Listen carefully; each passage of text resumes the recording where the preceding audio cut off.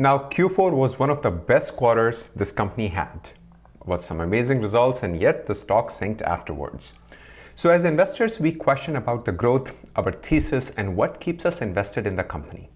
Mizuho Securities has been covering the stock for some time, and they have, like others, scaled back on their expectation or price target, but they at least kept it what it was before the earnings. All analysts have scaled back from last year, but again, targets are meant to be changed, and I guess that is why they are called targets, as they keep moving. And I'm sure when we get into the bull market, all these analysts are going to come back and they're going to come out with new targets, basically giving more bullish predictions on SOFI and many other stocks that are down on all-time lows. But recently they came out with a report, or Mizuho Securities came out with a report on SOFI, which talked about few important points and few things which we all should look carefully. So let's take a look at them and try and make sense of it and see what they're trying to say in this report. And if you like videos like this, then consider subscribing and hit the like button. And for more one-on-one conversation, consider joining our Patreon and Discord. Links are in the description below. Okay, so let's take a look quickly at the report, what they were saying. So over here they say SOFI fourth quarter, not just strong, but very strong. SOFI reported fourth quarter and full year results for fiscal year 21 and provided a guidance for first quarter 2022 or fiscal year 2022. Results were very strong, marked by improving KPIs across the board, including yet another acceleration in incremental members, a very large jump in products per member, and faster growth in Galileo and versus prior quarters. So they're saying that they saw, of course, we also know that their member growth was huge, was very massive, especially after PayPal came and they told that member growth is going to be soft for 2022. And here comes SOFI, which beat the analyst expectation in member growth and also gave a very bullish 2022 guidance. Members fourth quarter saw strong quarter-over-quarter growth of about 279K in second quarter, 377K in third quarter, and 523K in fourth quarter. So if you look next to each other, this is where you see the momentum that SOFI had. So for second quarter of 2021, imagine or think about it, just go back in time, how bullish the market was at that time. Third quarter of 2021, how bullish the market was at that time. And then fourth quarter is when we started to see some sell-off and some kind of things which started to happen in stock market that was telling us, you know what, we are highly, or some of these stocks are very richly valued and we can see some downturn in the coming days. Then product and product per member. So total product improved again sequentially, growing from 905K during fourth quarter. Product per member also saw a continued momentum with further improvement of 1.50, a much bigger jump versus third quarter and second quarter increase from 1.43 to 1.45. So it was a much bigger jump as compared to the previous quarter. And then after that, they're saying Galileo, after growing 80% year over year in third quarter, account further accelerated in fourth quarter, adding about 11 million accounts, a higher increase versus third quarter addition of 10 million. So if you break it down into these small pieces, you can really see that SOFI excelled in each and every metric, from member growth to product growth to Galileo, which is just business to business. Now further, they say guidance looks good ex one-offs. For first quarter, the student loan moratorium has an impact. However, had it expired in January versus May now, management estimates that first quarter 2022 adjusted revenue would have been in the range of 310 to 320 million, and adjusted EBITDA would have been about 20 to 30 million. This is well above consensus of 305 million and 23 million respectively. So, of course, student loan is going to hurt them and is hurting them. But that's where the management is coming in, and they're not waiting around on student loan to be coming back. They are waiting on, and actually they are going after the business to business like Technisys acquisition and also being very innovative. Options are coming soon to SOFI, which is going to be a huge revenue maker for SOFI because option really makes a lot of money. How often do we trade stocks on a daily basis? But we trade options on a daily basis. So it's more transactions and more revenue per customer. Then for the full year 2022, management expects to grow adjusted net revenue to about 1.57 billion. We already know they have upped their total revenue of 2022, and EBITDA of 180 million.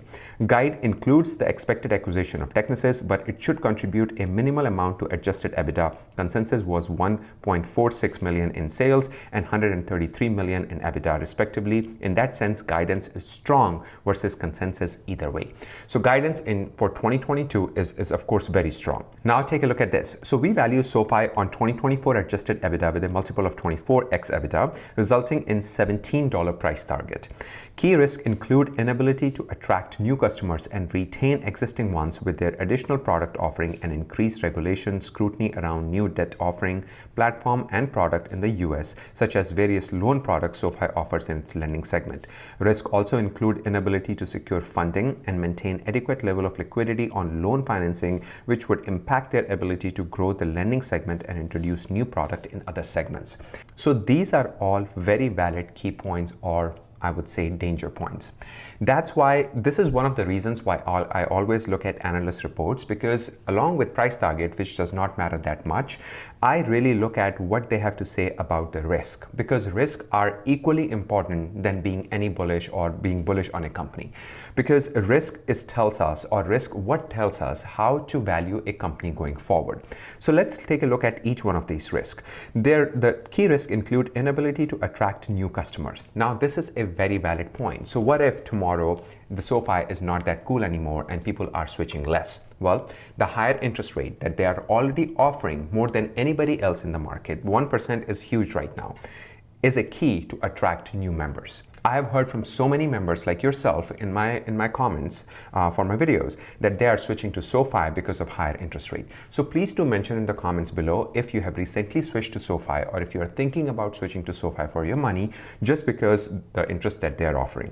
So I feel that they won't have much problem going forward, at least for 2022, because they will continue to beat big banks in terms of growing or giving more interest to the members so that they can attract new members.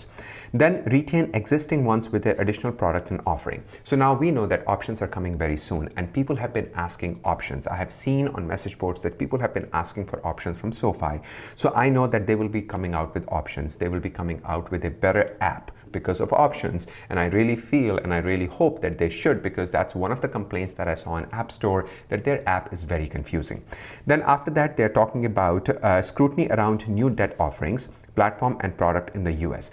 I feel SoFi is pretty safe in this area, because they offer their product or their loans to, I would say, better credit rating consumers. This helps them to keep the default rates low and also attract good people, or I would say better credit people on their platform. So I think this also has a minimal impact.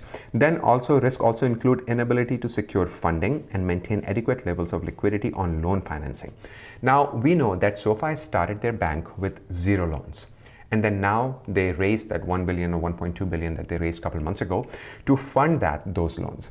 I feel with new members coming in and them offering better interest rate to people, this segment or this area, I think, has a very little impact. I think they can continue to maintain good enough liquidity so they can fund their own loans from the deposits that they're going to receive from people. 3.5 million members, that's a lot of members. They can do a lot of things with those members. They can be very, very creative around those members. So of all the key risks that I see over here, there is only just one thing that they cannot control, which is, of course, the US regulating products and services on debt offerings, because they can come out, or the government can come out and they can put a rule in place that can hurt SoFi like they did with student loan. So that's the only one factor where I see that SoFi might lack and they don't have any control over.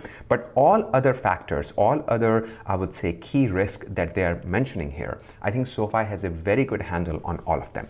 So the way market is going right now, I know that it's hard for us to say or look at any positives, and for some companies it's true, but I think we need to start paying attention to all the different sectors this company is involved in. And once this slow economy recovers, we will see a boost on all services SoFi offers. They're starting with options that, as I mentioned before, which will bring a lot of traffic to SoFi, and I think will push them to update their app, as I mentioned again just a few minutes ago, which is, some say, a bit wonky. I hope I was able to provide some value, and if you liked the video, then give it a thumbs up and consider subscribing. Thank you for watching, and until next time, you all have a sparkling day.